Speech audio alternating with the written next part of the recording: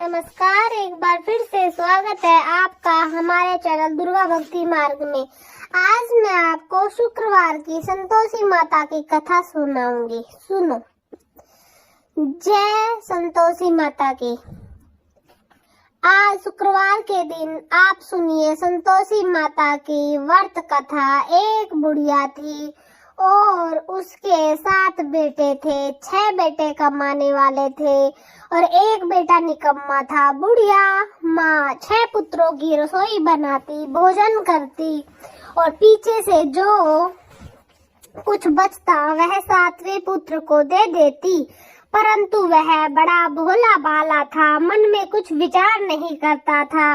एक दिन वह अपनी बहू से बोला, देखो मेरी माता का मुझ पर कितना प्रेम है। वह बोली, क्यों नहीं, सबका झूठा बचा हुआ तुमको ही तो खिलाती है। वह बोला, ऐसा भी हो सकता है क्या? मैं जब तक आंखों से ना देखूं मान नहीं सकता। बहू ने हंसकर कहा, देख लोगे तब तो मानोगे। कुछ दिन बाद बड़ा त्योहार आया। घर में 7 प्रकार के भोजन और चूरमा के लड्डू बने। वह जांचने को सर के दर्द का बहाना कर पतला कपड़ा सिर पर ओढ़कर रसोई घर में सो गया। कपड़े में से सब देखता रहा।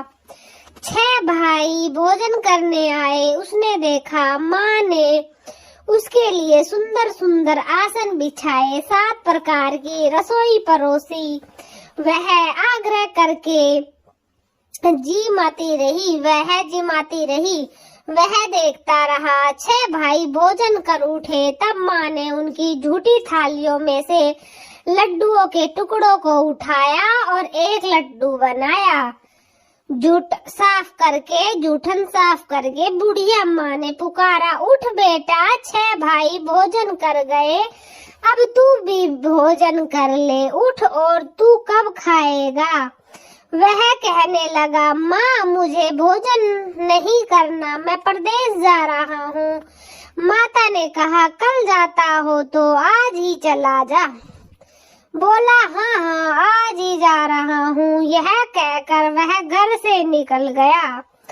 चलते समय उसे बहू की याद आई। वह गौशाला में कंडे उपले थाप रही थी। वह उसे जाकर बोला कि मेरे पास तो कुछ नहीं है, यह अंगूठी है, सो ले लो और अपनी कुछ निशानी मुझे दे दो।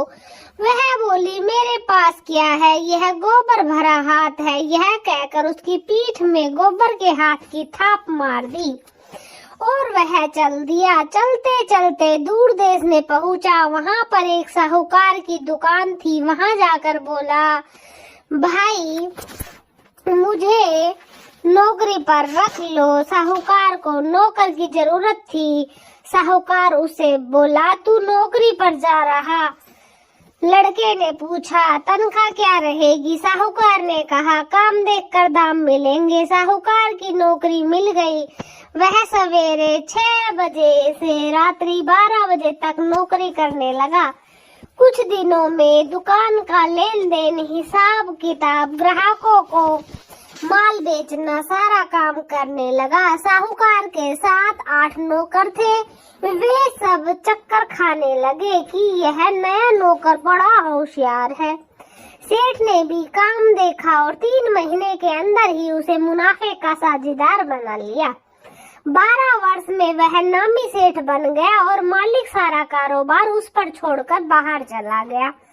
अब बहू पर क्या बीती वह सुनो। सास ससुर उसे दुख देने लगे। गृहस्थी का काम पूरा उसी के पास कराने लगे। लकड़ी लेने जंगल में भेजते। इस बीच की रोटियों के आटे से जो भी भूसी निकलती उसकी रोटी बनाकर रख दी जाती और फूटे नारियल की नरेली में पानी। इस तरह उसके दिन बीतने लगे।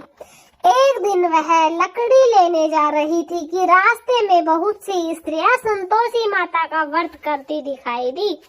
वहाँ यह खड़ी होकर कहने लगी, बहनों यह तुम किस देवता का व्रत करती हो और इसके करने से क्या फल होता है? इस व्रत के करने की क्या विधि है? यदि तुम अपने इस व्रत का विधान मुझे भी समझा कर कहोगी तो मैं तुम्हारा बड़ा एहसान मानूंगी।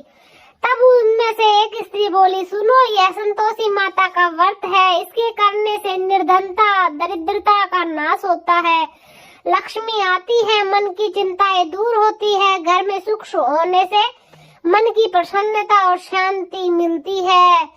निपुत्री, जो पुत्र नहीं है जिसके, उसको पुत्र मिलता है। जिसका प्रीतम बाहर गया हो, पति बाहर गया हो, वह शीघ्र आ जाता है। कुंवारी कन्या को मनवांछित वर मिल जाता है और जिसका मुकदमा चल रहा हो वो खत्म हो जाता है। घर में क्लेश चल रहा हो तो वो समाप्त हो जाता है। घर में शांति बन जाती है और जायदाद में बहुत लाभ होता है। संतोषी माता की कृपा से पूरी विश हो जाती है। स्त्री कहने लगी, सवा आने का गुड़ चना लेना, इच्छा हो उतना 5.25 आने का या 1.25 रुपया भी सहूलियत के अनुसार लेना। बिना श्रद्धा के मत करना, परेशानी उठानी पड़ सकती है। श्रद्धा और प्रेम से जितना भी बन सके सवाया लेना। 1.25 पैसे से 1.25 आने तथा इससे भी ज्यादा शक्ति और भक्ति के अनुसार ले लेना। हर शुक्रवार को निराहार रहकर कथा कहना और सुनना। इसके बीच कर्म टूटे नहीं, लगातार नियम पालन करते रहना। सुनने वाला कोई न मिले तो घी का दीपक जलाकर उसके आगे जल के पात्र को रखकर कथा कहना, परंतु नियम न टूटे। जब तक कार्य सिद्ध न हो नियम पालन करना और कार्य सिद्ध हो जाने पर व्रत का उद्यापन करना। 3 मास में माता फल पूरा करती है। यदि किसी के खोटे कर्म हो तो माता 1 वर्ष लगाती है कार्य की सिद्धि के लिए। कार्य सिद्ध होने पर ही उद्यापन करना चाहिए, बीच में नहीं करना चाहिए। उद्यापन में 2.5 सेर आटे का खाजा और इसी प्रकार से खीर तथा चने का साग बनाना। 8 लड़कों को भोजन कराना। जहाँ तक मिले देवर जेठ भाई बंधु कुटुंब के लड़के लेना, ना मिले तो रिश्तेदार और पड़ोसियों के लड़के बुलाना। उन्हें भोजन कराकर यथाशक्ति दक्षिणा देना और माता का नियम पूरा करना। उस दिन घर में कोई खटाई नहीं बनाना। यह सब सुनकर बुढ़िया की बहू वहाँ से चल दी। रास्ते में लकड़ी के बोझ को बेच दिया और उन पैसों से गुड़ चना लेकर माता के व्रत की तैयारी करने लगी। आगे चली और सामने मंदिर है। यह सुनकर माता के मंदिर में जाकर माता के चरणों में लौटने लगी। इसके बाद वह माँ से विनती करने लगे कि ए माँ, मैं निपट मूर्ख हूँ, व्रत का नियम नहीं जानती, मैं बहुत दुखी हूँ। माता जगत जननी, मेरा दुख दूर करो, मैं आपकी शरण में हूँ। माता को दया आई। एक शुक्रवार बीता कि दूसरे शुक्रवार को ही उसके पति का पत्र आया और तीसरे को उसका भेजा हुआ पैसा भी आ गया। यह देखकर जेठानी मुंह चढ़ाने लगी और कहने लगी, इतनों दिनों में इतना पैसा इस आया, इसमें क्या बड़ी बात है। लड़के ताने डरने लगे। काकी के पास अब पत्र आने लगे, रुपया आने लगा। अब तो काकी की खातिर बढ़ जाएगी। अब तो काकी बुलाने से भी नहीं बोलेगी। बेचारी सरलता से यह कहती कि भैया पत्र आएगा, रुपया आएंगे तो हम सब के लिए अच्छा है। ऐसा कहकर आंखों में आंसू भरकर संतोषी माता के मंदिर में जाकर मातेश्वरी के चरण में गिरकर रोने लगी। माँ, मैंने आपसे पैसा नहीं मांगा, मुझे पैसे से क्या काम है, मुझे तो अपने सुहाग से काम है। मैं तो अपने स्वामी के दर्शन और सेवा मांगती हूँ। तब माता ने प्रसन्न होकर कहा, जा बेटी, तेरा स्वामी आएगा। यह सुनकर खुशी से वह बावली होकर घर जाकर काम करने लगी। अब संतोषी माँ विचार करने लगी, इस भोली पुत्री से मैंने कह तो दिया कि तेरा पति आएगा, पर आएगा कहाँ से? वह तो इसे सौपन में भी याद नहीं करता। उसे याद दिलाने के लिए मुझे ही जाना पड़ेगा। इस तरह माता ने एक बुढ़िया के बेटे के पास जाकर सौपन में प्रकट होकर कहने लगी, साहूकार के बेटे, सोता है जागता? वह कहता है, माता, सोता भी नहीं हूँ, जागता भी नहीं हूँ, बीच में ही हूँ। कहो क्या आज्ञा है? माँ कहने लगी, तेरा घर बार कहाँ है या नहीं? बोला, मेरा सब कुछ है, माँ बाप है, भाई बहन है, मेरी एक घरवाली है, माँ बाप उसे दुख दे, माँ बोली माँ बाप उसे दुख दे रहे हैं, वह तेरे लिए तरस रही है, तू उसकी सुध ले। वह बोला माता यह तो मुझे मालूम है, परंतु जाऊं कैसे, परदेश की बात है, लेन देन का हिसाब नहीं, कोई जाने का रास्ता नजर नहीं आता, कैसे चला जाऊं। माँ कहने लगी मेरी बात मान, सवेरे नहा धोकर संतोषी माता का नाम लेकर घी का दीपक जलाकर दंडवत कर दुकान पर जा बैठना, देखते देखते तेरा लेन देन चुक जाएगा, जमा माल भी बिक जाएगा, सांझ होते होते धन का ढेर लग जाएगा। अब तो वह सवेरे बहुत ही जल्दी उठकर मित्र बंधुओं से अपने सपने की बात कहता। वे सब उसकी बात पर अनसुनी करने, खिल्ली उड़ाने लगे, हंसने लगे। लेकिन एक बूढ़ा बोला, देख भाई मेरी बात मान, इस तरह सच झूठ करने के बदले देवता ने जैसा कहा है वैसा ही करना तेरा क्या जाता है। अब बूढ़े की बात मानकर वह नहा धोकर संतोषी माता को दंडवत कर घी का दीपक जलाकर दुकान पर जा बैठता है। थोड़ी देर में वह क्या देखता है कि देने वाले रुपया लाए, लेने वाले हिसाब लाए, कोठे में भरा सामान, खरीदार नगद में सौदा करने लगे। शाम तक धन का ढेर लग गया। मन में माता का नाम लेकर प्रसन्न होकर घर जाने के वास्ते गहना कपड़ा सामान खरीदने लगा।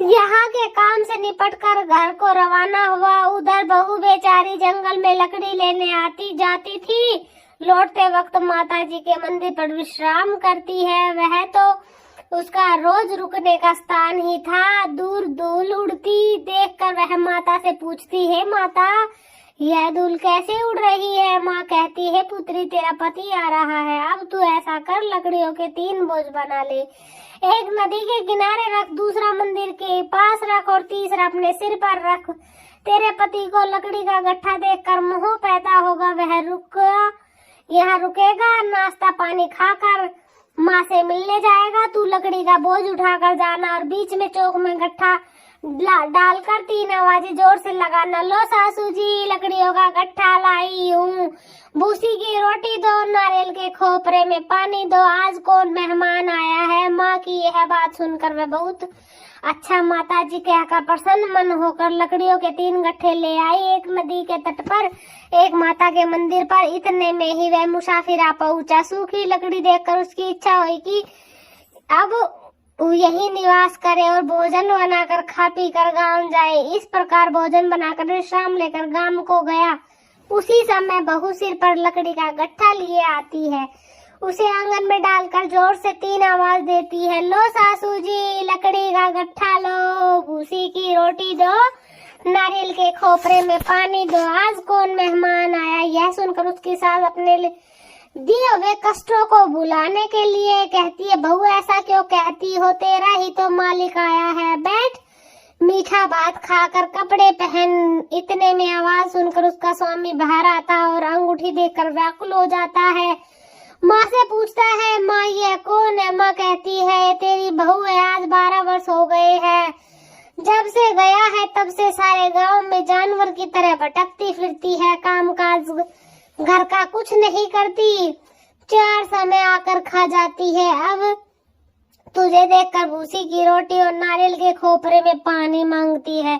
वह लज्जित होकर बोला, ठीक है माँ, मैंने इसे भी देखा और तुम्हें भी देखा, दूसरे घर की चाबी दो, मैं इसको लेकर वहीं रहूंगा। बेटा जैसी तेरी मर्जी। यह कहकर माँ ने चाबी का गुच्छा उसे दे दिया। उसने लेकर दूसरे कमरे को खोलकर सारा सामान जमाया और एक दिन में ही वहाँ राजा जैसा, महल जैसा ठाट बाट बन गया।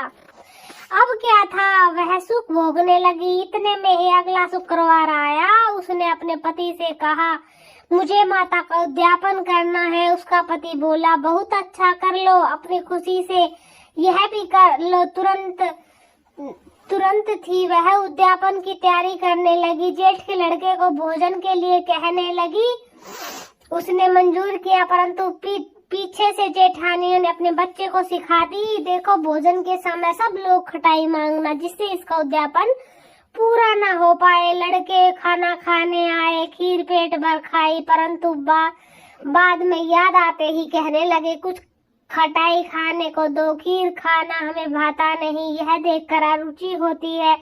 बहू कहने लगी, खटाई किसी को नहीं दी जाएगी, यह तो संतोषी माता का प्रसाद है।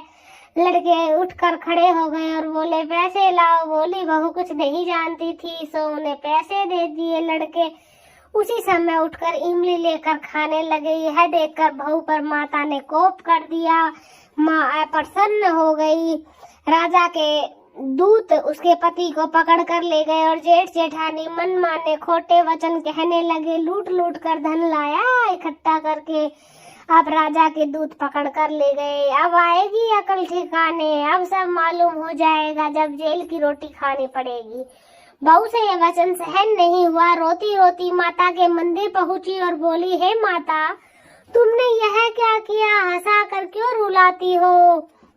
बोली, पुत्री, तूने उद्यापन करके मेरा व्रत भंग किया है। इतनी जल्दी भूल गई कि व्रत में कोई भी खटाई नहीं दी जाती। लड़कों ने भूल में डाल दिया माता, इसलिए मैंने उनको रुपए दे दिए। माँ बोली, ऐसी भी कोई भूल होती है? वह बोली, माँ मुझे माफ कर दो, फिर तुम्हारा उद्यापन दोबारा करूंगी। माँ बोली, अब भूल मत करना। अब वह बोली, अब भूल नहीं होगी। माता, अब बताओ वे कैसे आएंगे? माँ बोली, जा पुत्री, तेरा मालिक तुम्हें रास्ते में ही मिलेगा। वह निकली, रास्ते में पति आता मिला तो उसने पूछा, तुम कहाँ गए थे? वह कहने लगा, इतना धन जो कमाया है उसका टैक्स राजा ने मांगा था, वह भरने गया था। वह प्रसन्न होकर बोली, अच्छा हुआ, अब घर चलो। कुछ दिन बाद फिर शुक्रवार आया तो वह बोली, मुझे माता का उद्यापन करना है। पति ने कहा, कर लो। वह फिर जेठ के लड़कों से भोजन को कहने लगी तो जेठानी ने एक दो बात सुनाई और लड़के सिखा दिए कि तुम पहले की तरह खटाई मांग लेना। लड़के कहने लगे, हमें खीर खाना नहीं भाता, कुछ खटाई खाने को दो। तो बहू बोली, खटाई खाने को नहीं मिलेगी, खाना हो तो खाओ। यह कहकर ब्राह्मण के लड़के लाकर भोजन कराने लगी। यथाशक्ति दक्षिणा की जगह एक एक फल उन्हें दिया। इससे संतोषी माता प्रसन्न हुई। माता की कृपा होते ही 9 माह में उसके एक सुंदर पुत्र पैदा हुआ। वह पुत्र को लेकर प्रतिदिन माता जी के मंदिर को जाने लगी। माँ ने सोचा कि वह रोज यहाँ आती है, आज क्यों न मैं ही इसके घर चलूं, इसका आसरा देखूं। यही सोच विचार कर माता ने भयानक रूप बनाया। गुड़ और चने से सना मुख, ऊपर से सूंड के समान होठ, उस पर मक्खियां भिन भिना रही थी। दहलीज में पैर रखते ही उसकी सास चिल्लाई, देखो देखो कौन चुड़ैल आई चली आ रही है, लड़कों इसे भगाओ नहीं तो हमें खा जाएगी। लड़के डरने लगे, चिल्लाकर खिड़की बंद करने लगे। बहू रोशनदान में से सब देख रही थी। प्रसन्नता से पागल होकर चिल्लाने लगी, आज मेरी माता मेरे घर आई है। यह कहकर बच्चे को दूध पिलाने से हटा दिया। इतने में ही सास का क्रोध फूट पड़ा कि बोली कि इसे देखकर कैसे उतावली हुई जो बच्चे को पटक दिया। इतने में माँ के प्रताप से जहाँ देखो वहाँ लड़के ही लड़के नजर आने लगे। बहू बोली, माँ जी, मैं जिसका व्रत करती थी वही संतोषी माता आज हमारे घर आई है। इतना कहकर झट से सारे घर के किवाड़ खोल दिए और सबने माता के चरण पकड़ लिए। विनती कर कहने लगे कि माता, हम मूर्ख है, अज्ञानी है, तुम्हारी व्रत की विधि हम नहीं जानते। तुम्हारा व्रत भंग करके हमने बहुत बड़ा अपराध किया है। हे माता, बहू को जैसा फल दिया वैसा सबको देना। जो यह कथा पढ़े और जिसको सुनाए उन सभी की मनोरथ पूर्ण करना। तो प्रेम से बोलिए, संतोषी माता की जय। आप सभी को कैसी लगी संतोषी माता की ये शुक्रवार की प्यारी सी कहानी? कमेंट में जरूर बताएं। धन्यवाद।